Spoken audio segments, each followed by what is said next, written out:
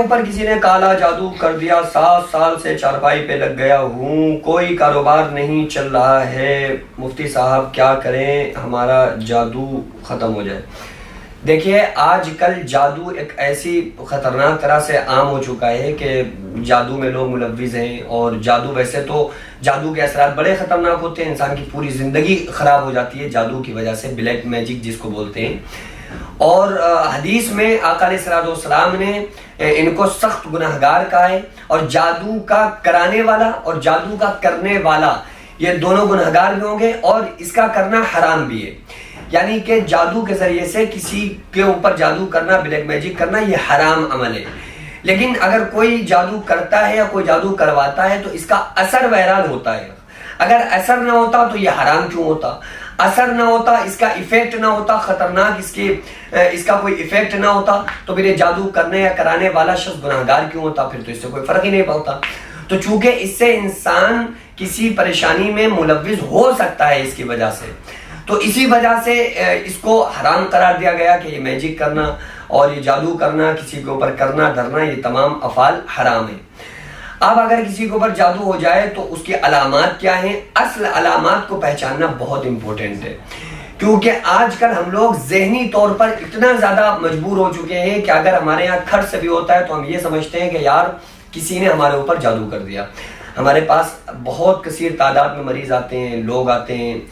اور اثرات وغیرہ ہوتے ہیں، تمام ہر قسم کے مریض آتے ہیں، تو میں انہیں دیکھتا ہوں نا، تو ان کی باتوں سے بعض مرتبہ کچھ ایسے لوگ آتے ہیں جن کا دعویٰ یہ ہوتا ہے کہ ہمارے اوپر کسی نے جادو کیا ہوا ہے،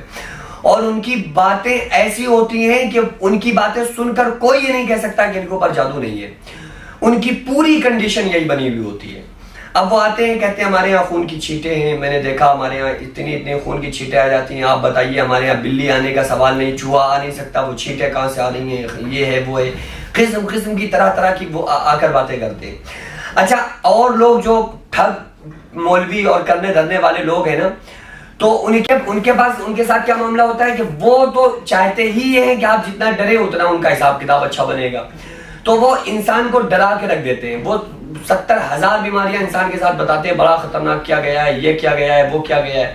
ماحول تو یہ آ چکا ہے، بعض مرتبہ جب کسی کے اوپر کچھ نہیں ہوتا ہے نا، وہ سمجھ رہا ہوتا ہے بڑے خطرناک اثرات ہیں ہمارے اوپر، اور ہم اس سے اگر یہ کہہ دیں دھوکے میں بھی کہ تمہارے اوپر کچھ نہیں ہے، وہ یہ سمجھتا ہے کہ انہیں کچھ نہیں آتا ہے۔ عجیب بات تو یہ آ گئی ہے۔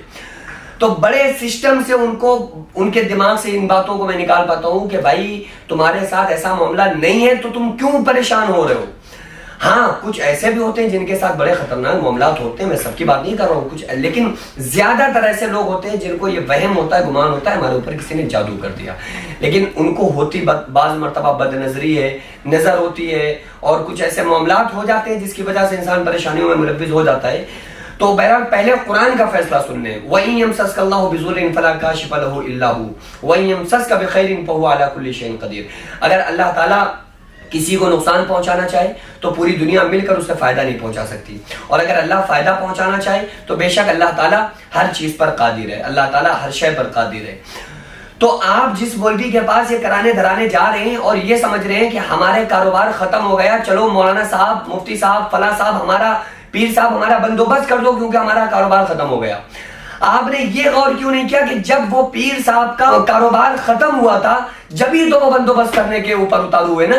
جب ان کا خود کا کاروبار چوپٹ ہوا پیر صاحب کا، جب وہ بندوبست کرنے لگے، اور آپ بھی وہی پریشانی لے کر ان کے پاس پہنچ گئے، تو ان کا بندوبست اور ان کا کاروبار تو اچھا چلنے لگا، لیکن آپ کا کاروبار وہیں کا وہیں پڑا رہا۔ تو بھائی آپ جس کے پاس جا رہے ہیں پہلے یہ تو سمجھیں کہ ہم جس کو دکھا رہے ہیں، جس کے پاس جا رہے ہیں،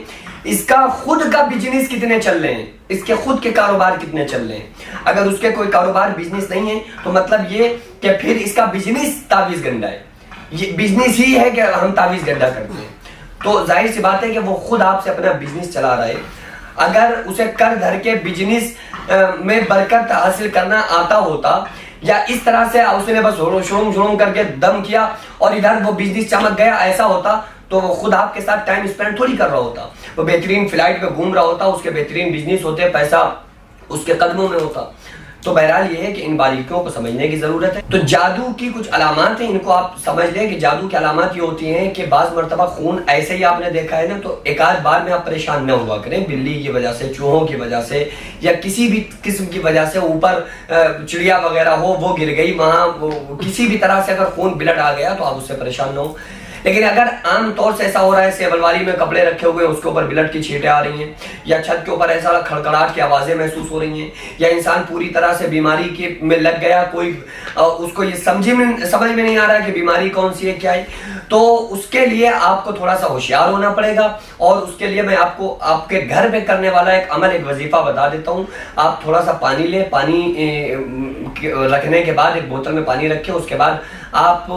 21 مرتبہ درود پاک پڑھیں، اور پھر 101 مرتبہ سورہ فاتحہ پڑھیں۔ 21 مرتبہ پہلے درود پاک پڑھیں، پانی پہ دم کر دیں، پھر 121 مرتبہ آپ سورہ فاتحہ الحمدللہ رب العالمین نے پوری سورت پڑھیں، پانی پہ دم کر دیں، پھر اس کے بعد 21 مرتبہ درود پاک پڑھ کے پانی پہ دم کر دیں، مریض کو پلانا شروع کریں، یا آپ گھر میں سارے لوگ پئیں۔ انشاءاللہ تعالیٰ اگر اس قسم کے کوئی اثرات، جادو یا کوئی بھی آفات ہوں گی، انشاءاللہ تعالیٰ ختم ہو جائے گی۔ اللہ تعالیٰ سے دعا کریں کہ اللہ تبارک و تعالیٰ آپ کی تمام آفات و بلایات سے آپ کی حفاظت کرے۔ مدرسہ آپ دیکھ رہے ہیں، یہ لیڈیز مدرسہ ہے، جس کی زمین کو میں نے اپنا کھیت بیچ کر جس کو خریدا، اور 1 منزل تک بنانے کا فی الحال ارادہ ہے، انشاءاللہ بنا لوں گا، لیکن اس کے بعد اس میں کروڑوں روپے کا خرچ ہے۔ آپ لوگوں سے گزارش ہے زیادہ سے زیادہ اس میں تعاون کریں، اللہ تبارک و تعالیٰ اس کا اجر آپ کو 70 گنا آخرت میں، 10 گنا دنیا میں، اور مرنے کے بعد قیامت تک اللہ تعالیٰ اس کا ثواب آپ کو عطا فرمائے گا۔